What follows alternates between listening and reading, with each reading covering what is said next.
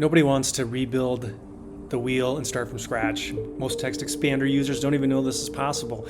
You spent years probably building your snippet library, abbreviations, templates, clinical notes, email replies, all of it. The last thing you want to do is start over, but you don't have to.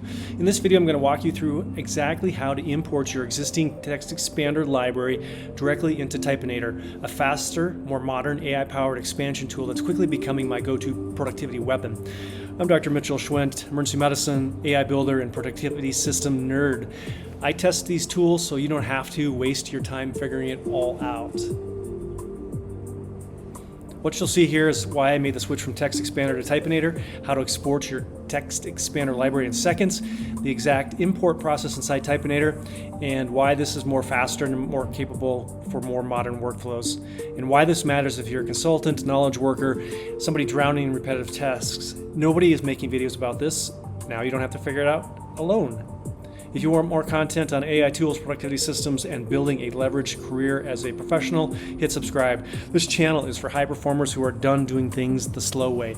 So here we are. You see TextExpander open on the right side of the screen. You see the various libraries that I have. I'm going to import my main library into Typinator, which is over here. I have Men's Health imported, and for this, you just hit export, and there it is.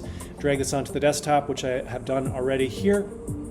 And the simplest thing, the beauty of Typinator, is to import this. It's just simple as doing this.